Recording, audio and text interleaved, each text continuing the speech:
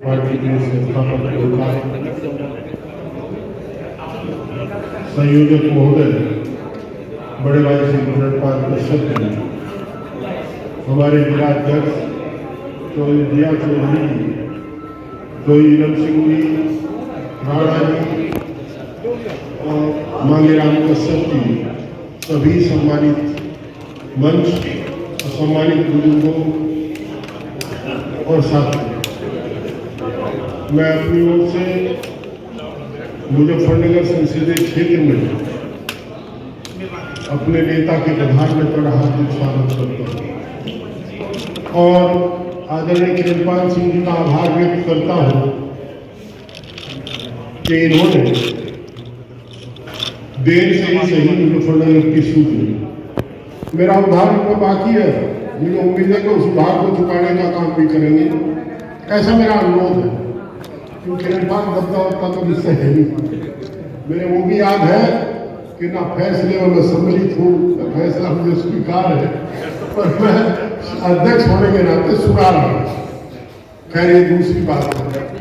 अभी नितिन बोल रहा था, नितिन चौधरी राज सिंह का पोता अच्छा नौजवान है, उसने आपको बैंकट हॉल मुहैया कराया और आपको मैं बता दूं, आपके हौसले को बता दूंगा कि आप इस भीषण गर्मी में यहाँ बैठे हुए हो, मेरा पंखे लगाने भूल गए। इसके हम आदरणीय भाई साहब से, आदरणीय मंत्री जी से मैं क्षमा चाहता हूँ, इसकी पंखे लगाने भूल गए, पहले पता होता है। नितिन, पार्टी ने आपको बहुत कुछ दिया है, आपकी मांग याद है। मैं जब पहली बार एमएलए बना तो भाई साहब मैंने एक मैगजीन में लेख पढ़ा नेताओं के गांव, और उसमें सब नेताओं का गांव था, आपका भी नेताजी के नाम से। और मैंने मंथन किया, मैं यहाँ से एमएलए था, कि मेरे गांव की भी स्थिति खराब है। बाबू सिंह जी एमएलए हुआ करते थे, हम लोग के कोटे से सबसे पहले वहां जूनियर हाई स्कूल बनवाया, पानी की टंकी लगवाई। आज मेरे गांव में अस्पताल भी है, पशुओं का भी, आदमियों का भी, लड़कियों का इंटर कॉलेज है। आपका एक गांव, मेरे गांव में सरसों रखने के लिए एक अच्छी जगह नहीं है। मैं वहां से एमएलए नहीं, ना पंकज वहां से एमएलए है, ना मैं वहां से एमपी हूँ, परंतु कहकर के करते हैं। मुझे उम्मीद है, क्योंकि हम लोग पशु को देखते हैं, तो कुत्ता बैठता है तो पूछ फेर कर बैठता है, पूछ फेर कर, और हमारे से पहले मेरा क्यों भाई होगा जाओ क्यों। मैंने देखा है मुश्ताक चौधरी, मुश्ताक है एमएलसी बना, मेरे पड़ोस का गांव है हरसोली, उसने हर बिरादरी की जड़ी पक्की करा है। मैंने कहा मेरे साथ उसके अच्छे संबंध है, लोकतंत्र में था, पार्टी दूसरी थी, पर संबंध अच्छे हैं। वो जब भी मिलते थे मगर मुश्ताक बुराई आगे कम से कम गाँव वाले तो कहेंगे महाराज लड़का है, इसका ध्यान काम कर दिया तो भाई मुर्गी तुम सुन या पर कुर्सी किसी की प्रतिबद्धता नाम नहीं है। या आज मेरे साथ है, कल दूसरे के साथ हो सकती है। कम से कम ऐसी मिसाल बना दो, आपके गांव में जरूरत है। मैं जब भी आपके गांव में जाता हूँ वीडियो बनने में, सारे रास्ते टूटे हुए पड़े अंदर के। प्रधान बेचारा बहुत मेहनत करता है, प्रधान को इस तरह से फंड मिलता है। आज 55 लाख में 1 किलोमीटर सड़क बनती है, क्या कोई बड़ा होगा। आपकी कृपा होगा तो इसका घोड़ा कलाकार लगेगा भाई, हमारे नेता का नाम हम भी सीना चुका करेंगे।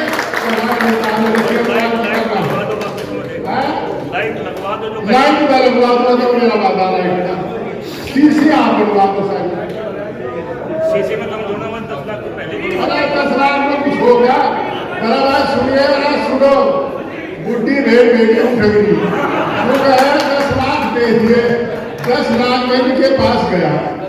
मैंने कहा यार वो चुनाव नजदीक आ रहा, कुछ निधि दे दो, 5 लाख दे दूंगा, वह पता से बंद हो गए। अभी 10 लाख में 200 मीटर सीसी पड़े, 11 फुट चौड़ी, केवल 200 फुट यार, 7,500 वोट है इसका। इसे आया प्रधान बनवा लेंगे, ये रोज फोन करता है, काम नहीं हो रहा, पानी भर गया, दूसरे कैंडिडेट है वो सब फोन करते हैं, खैर मेरी तो आपसे करबद्ध प्रार्थना है कि पार्टी ने घोड़ा कला को एमएलसी दिया है। अब एमएलसी का काम है घोड़ा कला को आदर्श गांव बनावे, ये आपकी जिम्मेदारी है। दोस्तों, आप मजदूर और किसान वर्ग के लोग, ये सरकार आपके साथ में रहती है, पर बदकिस्मत ये है कि आप सरकार के साथ रहते, आप सरकार को ठोकना नहीं चाहते।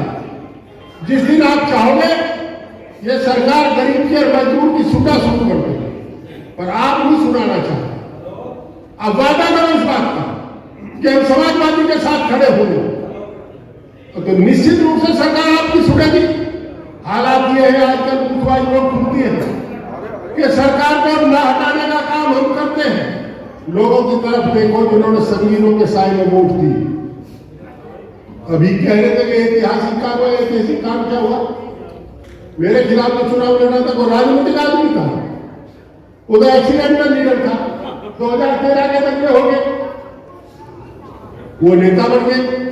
राजनीतिक आदमी किरणपाल सिंह, राजनीतिक आदमी प्रमोद त्यागी, राजनीतिक आदमी जया चौधरी है। राजनीतिक आदमी होता तो मेरे पिंड भर देता, मैं ना जीत पाता, और मैं नहीं जीता।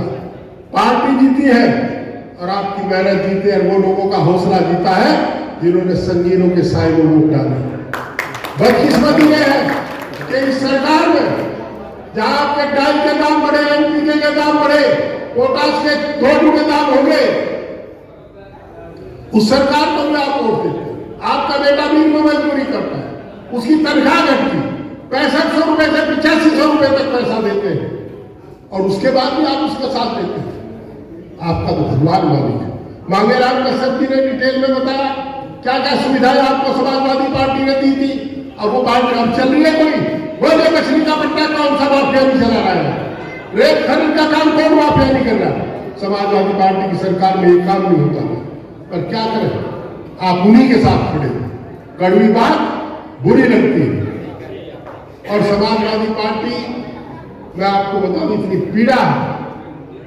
आदरणीय मंत्री जी, अगर समाजवादी पार्टी को समाजवादी की पार्टी के नेता नुकसान ना पहुंचाए तो समाजवादी पार्टी 9 की 9 सीट जीत सकती है। हम किसी से नहीं डरते। पार्टी की बहुत वोट है, मेरे पास वोट नहीं है, वोट पार्टी की है, और हम ही मानते हैं नेता एक दूसरे को। पब्लिक की गलती नहीं होती, हम लोगों को सख्ती से अनुशासन करना पड़ेगा। समाजवादी पार्टी संघर्ष और संगठन की पार्टी है। कितना संघर्ष इन लोगों ने किया जब पार्टी खड़ी हुई थी, अब उस संघर्ष के साथ ही नहीं है, परंतु हमने संघर्ष के गवाह है, साक्षी है हमने संघर्ष के काम। और उस पार्टी को जब लोग गद्दारी करते हैं तो बुरा लगता है। मैं आज भी मानता हूं कि चुनाव में नहीं जीता, चुनाव समाजवादी पार्टी जीती, हमारा नेतृत्व जीता, और यहां का कार्यकर्ता जीता है जिसने एक मुश्त होकर के मेरा साथ दिया, मुझे चुनाव जिताने का काम किया। वोटर तो फिर भी वोट देगा, पर हमने अभी चुनाव शुरू नहीं हुए, एक दूसरे को ठोकने का काम शुरू कर दिया अभी से कर दिया। दोस्तों, हालात बहुत खराब है। मुझे कानून बताओ तो कानून में यह हो कि मजदूर के बेटे की, मजदूर की तनख्वाह कम मिलेगी, परंतु फला जाति के आदमी को तनख्वाह ज्यादा मिलेगी। कानून सबके लिए बराबर हो, दाम बढ़ते सबके बराबर बढ़ता। आपने पूछा, आज अमेरिका ने टैरिफ बढ़ा, हर चीज का भाव बढ़ा, वो डीजल कहां गया? आपको 1 पैसा सस्ता मिला, पेट्रोल 1 पैसा सस्ता मिला। डीजल मंगाते हैं अदानी अंबानी, शोधित करके यूरोप के बाजार में भेज करके करोड़ों डॉलर कमाते हैं, और आपकी जेब कटती है। बड़ा ड्रामा हुआ, जीएसटी घटा दी। भाई बढ़ाई किसने दिया, लगाई किसने दी? एक पिक्चर का सीन याद आ गया, उसमें कोई कहता है रोटी के दाम बढ़ा दो, आंदोलन हो रहा है, तो राजा कहता है ये कितने मांग रहे? डबल, अगले ट्रिपल करो। और फिर अगिया आएंगे, आंदोलन करेंगे, रोएंगे, झिकाएंगे, और हम जाकर के उसके बाद उसके आधे कर देंगे। पहले 28% करेंगे, फिर 18%। काहे के दाम घटा है? आपने लगाए क्यों थे? आपके ट्रैक्टर पर, आपके पंप पर, आपके ट्रैक्टर के टायर पर आपकी जीएसटी 18%, इलेक्ट्रिकल व्हीकल में आपकी लूट होगी दोस्तों। और सबसे बड़ी बात यह है कि अधिकारियों का हौसला इतना बुलंद है, इतना हौसला बुलंद है कि कानून में न्यायपालिका की आवश्यकता तो है नहीं, न्यायपालिका कोई आवश्यकता नहीं। आप पैसा दो, किसके पिंडे में लगवाड़ी और किसके गुड्डे में लगवाड़ी, न्यायपालिका की आवश्यकता रही। आपने किसी को दोषी अपराधी नहीं घोषित किया न्यायालय ने, आपको सजा देने का क्या अधिकार है? और उन्हीं के संरक्षण में हो रहा है। उनके बच्चों पे गोली लगती, गोली आपके बच्चों पे लगती है, लंगड़ी आपकी जवानी होती है, उनकी जवानी लंगड़ी नहीं होती। और आपके बल पर वो सरकार में बैठे, जिस दिन आप ये तय कर लेंगे, मेरा मतलब किसी जाति से नहीं है, किसी धर्म से नहीं है, मेरा मतलब कमेरे से है। जिस दिन कमेरा साबित कर लेगा कि मैं अपने वकीलों के साथ रहूंगा, और कमेरों की वकालत अगर इस सूबे में कोई करता है तो समाजवादी करती है, समाजवादी पार्टी करती है। जिस दिन आप ये तय कर लोगे, उस दिन सरकार बनी हुई भी गिर जाएगी, सरकार बनाने के बाद। दोस्तों, आदरणीय श्री शिवपाल यादव जी हमारे बीच में है।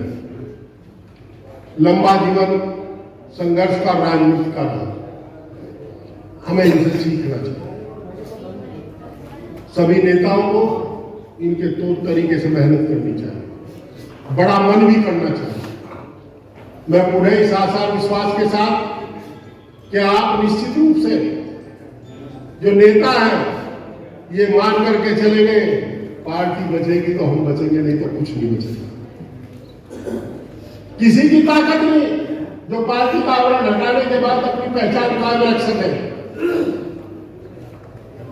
भाई रहम करो, इस संगठन, संघर्ष और अनुशासन की पार्टी अब की बार सरकार तक ले जाओ, इस सरकार बनवाने का काम करो।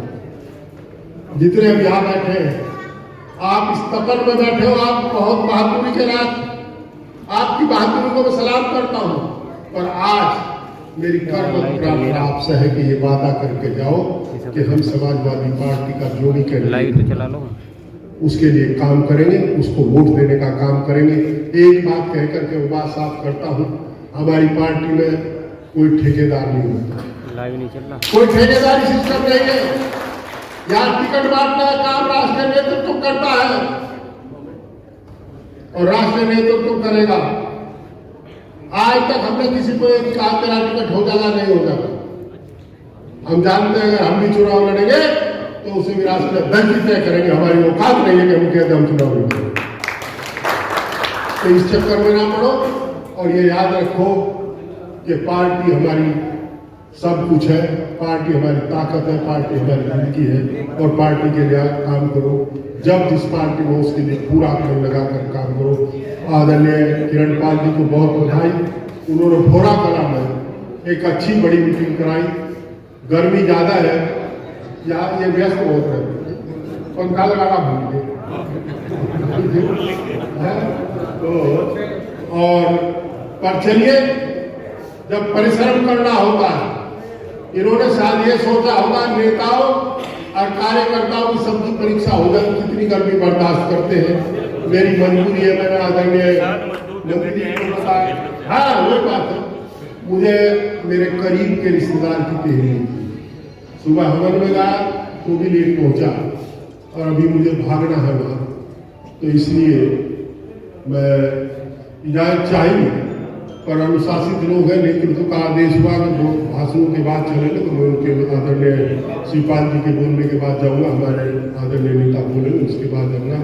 आपका किरणपाल जी बहुत बहुत धन्यवाद सफल आयोजन के लिए।